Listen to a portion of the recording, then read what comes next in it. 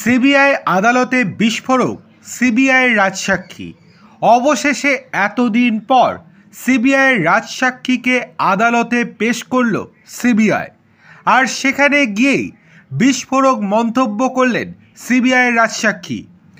একের পর এক চাঞ্চল্যকর তথ্য তুলে ধরলেন তিনি, এবং তার সাহায্যেই সিবিআই একের পর এক তাবড় নেতা এবং প্রভাবশালী ব্যক্তিকে গ্রেপ্তার করেছে সেটাও জানালেন তিনি।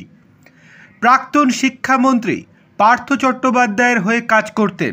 স্কুল সার্ভিস কমিশনের নিয়োগ দুর্নীতি মামলায় আলিপুর আদালতে বৃহস্পতিবার সেই রাজসাক্ষীকে হাজির করিয়েছিল সিবিআই। তিনি জানিয়েছেন, পার্থের নির্দেশে বেশ কিছু কাজ করে দিতেন তিনি, এমনকি নামের তালিকাও টাইপ করে দিয়েছিলেন। তবে সেই তালিকায় চাকরি প্রার্থীদের নাম ছিল কিনা তা তিনি বলতে পারেননি। এসএসসি মামলায় আদালতে সাক্ষ্য গ্রহণ চলছে। বৃহস্পতিবার সিবিআই যাকে হাজির করিয়েছিলেন তিনি পার্থর সমাজ মাধ্যমটা সামলাতেন, অর্থাৎ সোশ্যাল মিডিয়াটা। পার্থর দপ্তরে ব্যক্তিগত কিছু কাজও করে দিতেন।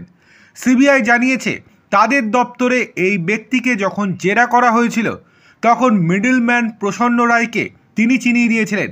এছাড়াও কিছু তৃণমূল নেতার ছবিও তিনি দেখিয়েছিলেন। প্রসন্নের ছবি দেখেই চিনতে পেরেছিলেন তিনি। পরে এই প্রসন্নকে গ্রেপ্তার করে কেন্দ্রীয় সংস্থা। এখনও তিনি জেলে রয়েছেন। সিবিআইয়ের এই সাক্ষীকে নিয়ে আবার প্রশ্ন তুলেছেন পার্থর আইনজীবী বিপ্লব গোস্বামী। দাবি, পার্থর দপ্তরে এই ব্যক্তির নিয়োগের কোনো প্রমাণ সিবিআই দেখাতে পারেনি, মেলেনি নিয়োগপত্র বা অ্যাপয়েন্টমেন্ট লেটার। তাছাড়া প্রসন্নকেও এই ব্যক্তি চিনিয়েছিলেন সিবিআইয়ের দেখানো ছবি দেখে। তিনি আদালতে মিথ্যা সাক্ষ্য দিচ্ছেন বলে দাবি করেছেন পার্থর আইনজীবী।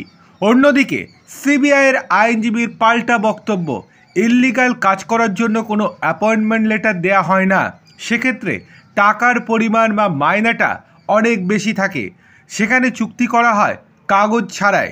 সুতরাং এখানে যে কাগজ থাকবে না বা কোনো অ্যাপয়েন্টমেন্ট লেটার থাকবে না সেটাই স্বাভাবিক ব্যাপার।